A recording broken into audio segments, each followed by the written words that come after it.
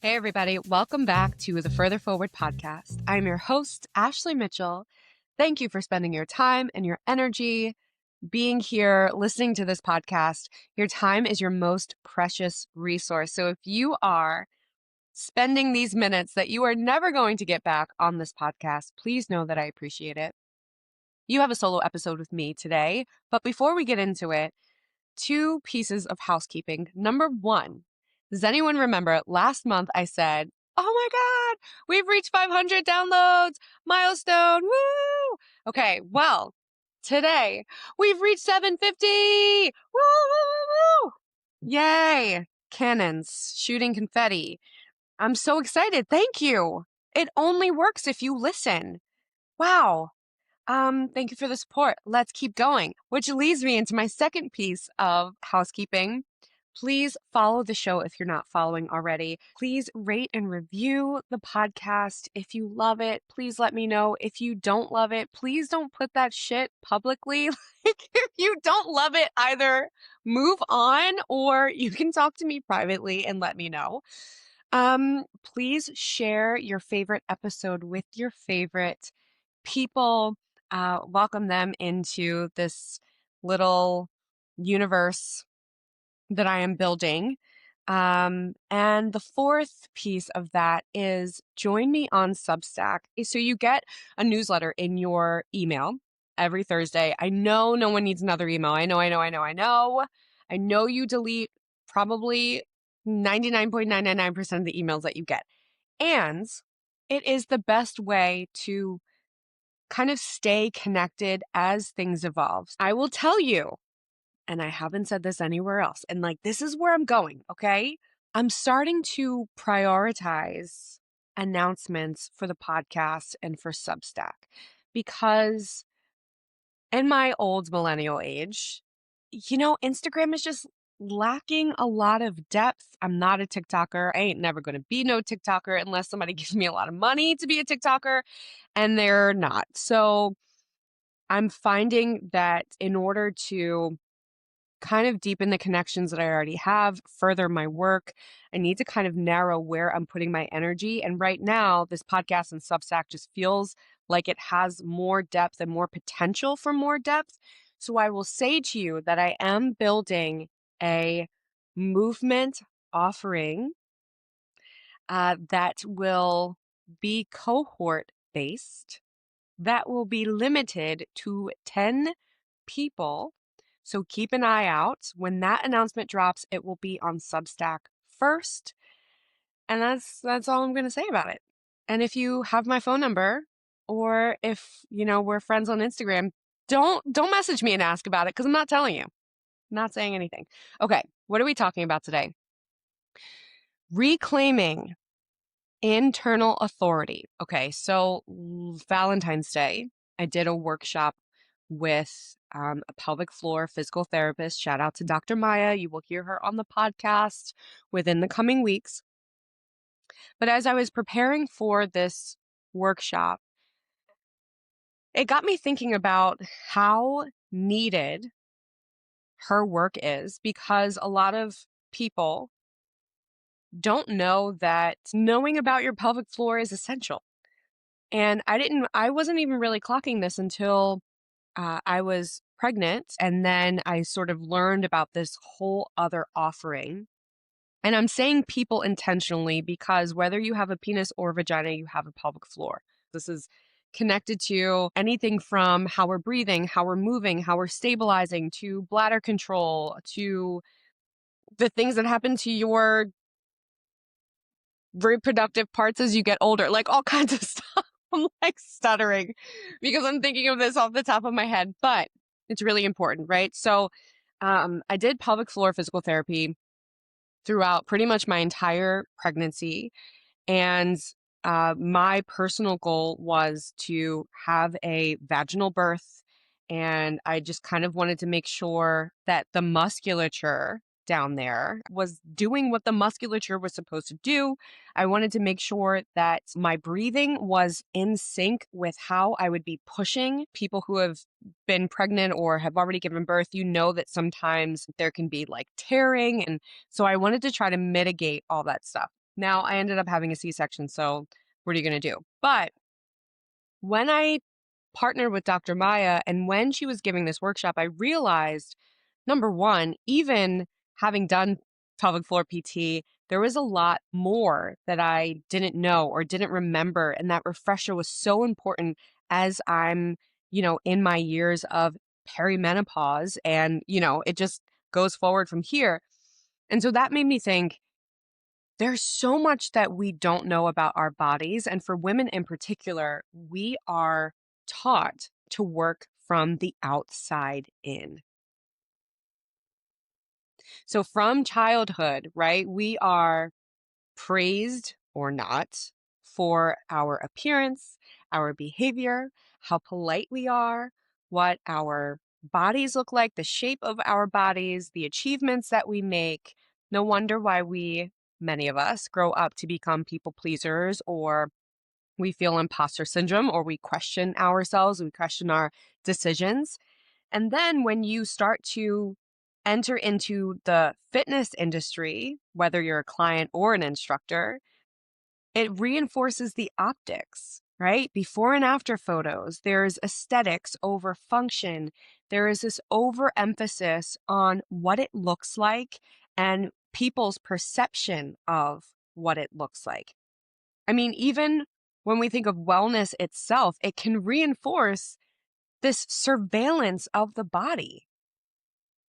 What kind of food you're eating, what kind of food everybody else is eating, right? We're taking in all kinds of information all the time about what's right, what's not right, air quotes, right, not right, what looks good to other people, what inspires other people, what motivates other people.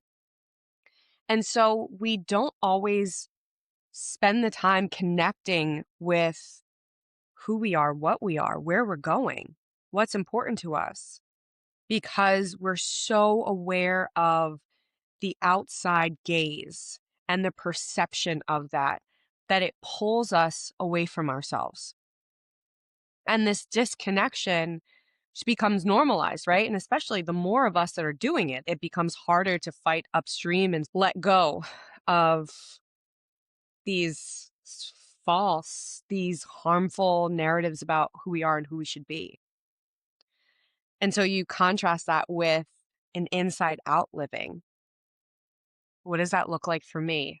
I will tell you, if I'm thinking about sensation, literally how my body feels, and not just when I'm exercising, but that is one part of it, right? So am I fatigued? Am I overworking? Does something not feel right? But also, how do I feel in certain people's presence?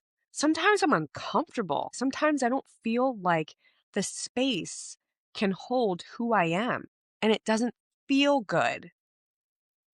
But oftentimes, what I'll do, because I don't want to be rude, because everyone's different, because I'm compassionate, because I'm empathetic, I will stay.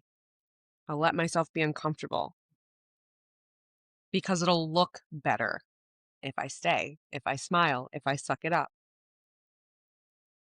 When this comes to how my body looks, the flip is capacity over aesthetics. It's not like I don't care about aesthetics. I do. I really do.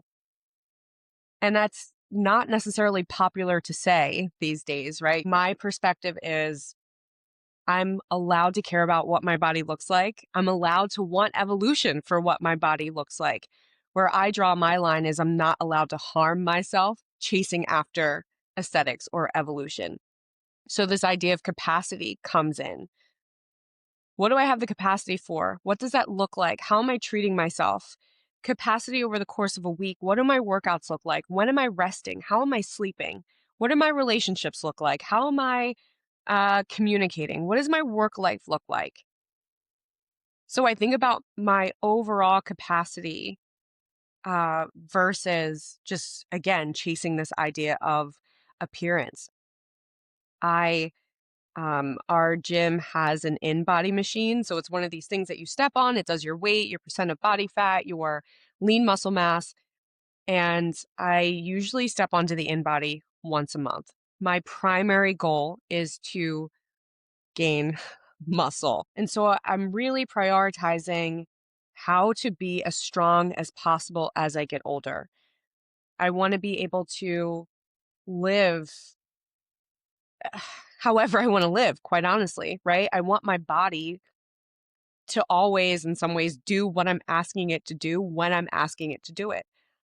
Fitness is a huge part of my life. Movement is a huge part of my life. I would be devastated if that got taken away from me because of something that I didn't do when I had the chance. And of course, so many of you know that my dad was a professional boxer and he died after getting into a motorcycle accident. And we totally thought, I mean, like, he got into this accident, he was in the hospital.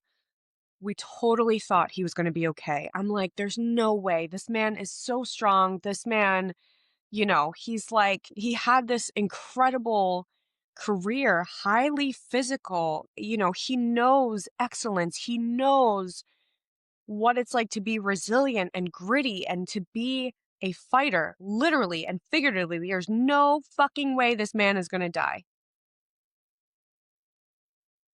The trauma was so great. Things just sort of progressed for the worse. He ended up actually dying from pneumonia after being in the hospital for 13 days. And I think about, and now I don't know if anything could have been done. I don't know like if he had gotten to that accident in the height of his career where he was in better shape, or I don't know if the outcome would have ever been different. I'll never know if the outcome could have ever been different. But what I do know is that it is so incredibly important to me to not lose sight of the things that are most important in life, the things that Instagram or TikTok or whatever stupid algorithm cannot quantify. I know that I would want to preserve as much of my independence and dignity as possible. And thinking about my dad and thinking about that accident, it's like this low hum motivation in the back of my mind of like, don't you ever fucking give up. I know I might seem intense sometimes to people, but I really, I, I wish I could like explain to you how I feel.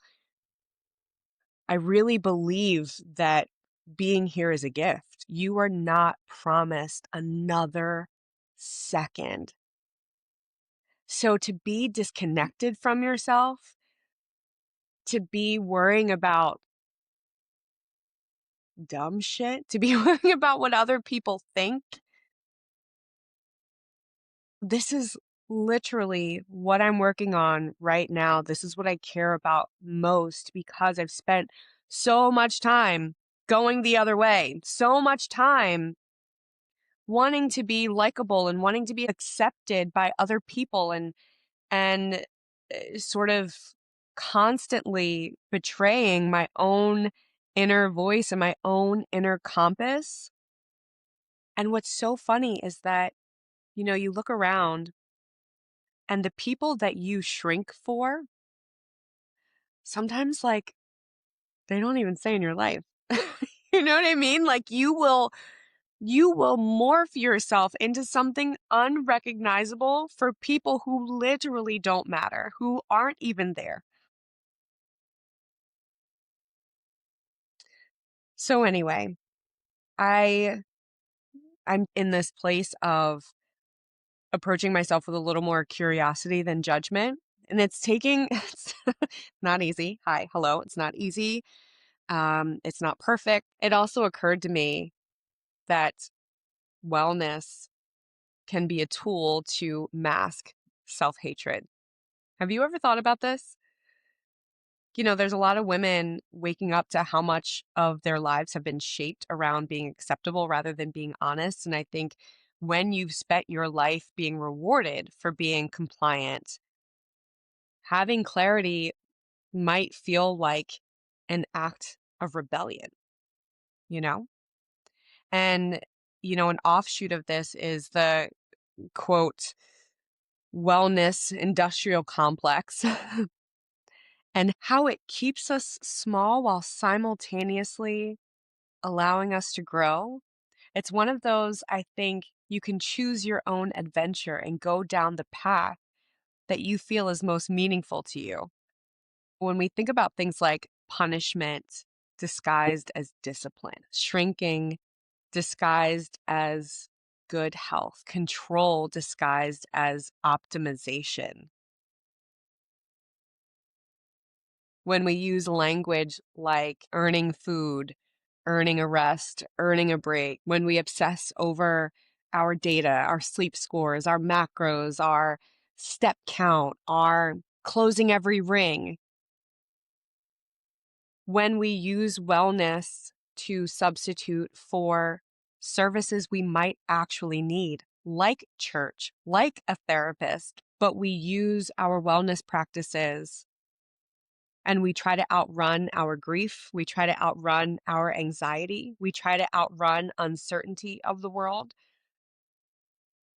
It doesn't work that way.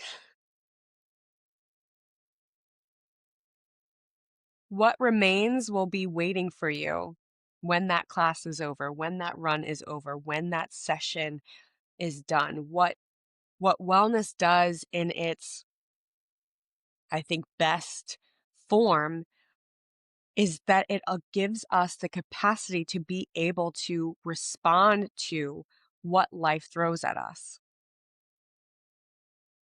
All that's to say that it shouldn't be punishing. It shouldn't be a tool of destruction. It's a tool where you burn up what's old, what's not needed, what's extraneous, what's not true, what's not worth your time. You burn that away, and what you're left with is some version of you that's committed to moving forward. Sometimes wellness is not an act of self-love. It's a socially acceptable way to disappear. And only you know which side of the line you are standing on. It's like, no wonder why we're pissed off and fired up, right? No wonder. So many women are waking up from feeling like they've been forced into subordination. And I mean, historically, that has context, right? Not just culturally, but legally and economically and socially. We were made to be dependent by design in so many cases, and we were valued for caregiving and appearance. And that legacy, it doesn't just disappear in one or two generations, right? We can be, the corporate baddie, boss bitch, whatever you want to call it, but what our ancestors, our mothers, our grandmothers, and beyond, what they faced, what they lived through, what they survived, or in some cases, what they did not survive, it has shaped our expectations, our nervous systems, our identities, and what's different now is that we have, we don't have everything, but we have more. We have more independence and autonomy. We have more of a public voice. Um, we have more of an ability to rise up together, and that creates friction between old conditioning and new reality.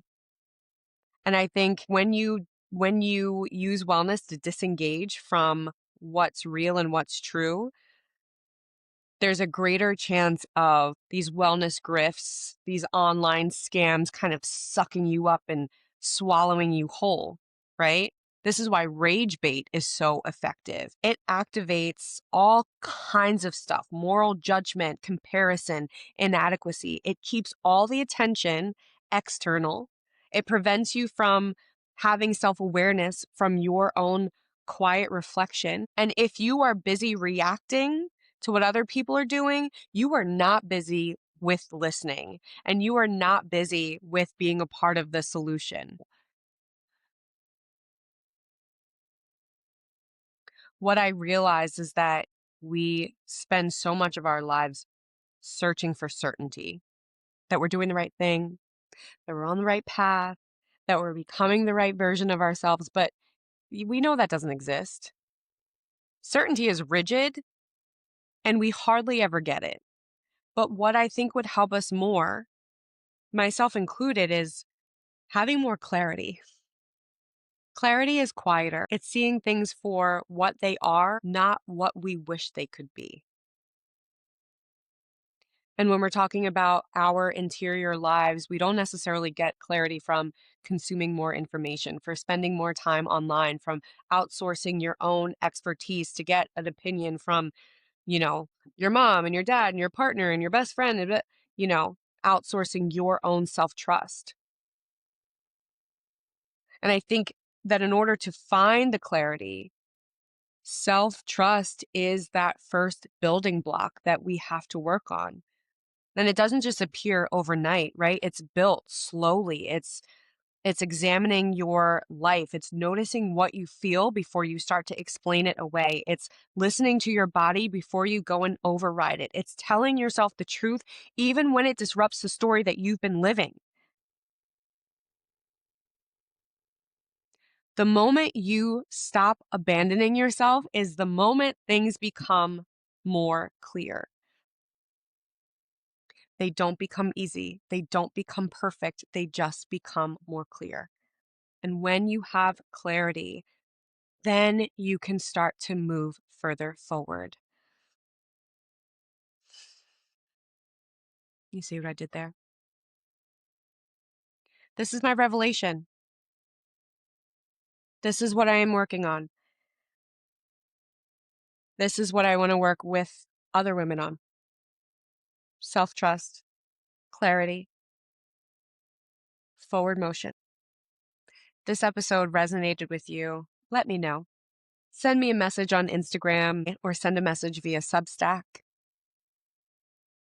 It is always a pleasure and an honor to share my thoughts and ideas with you, my rants, my journal writing, spoken out loud.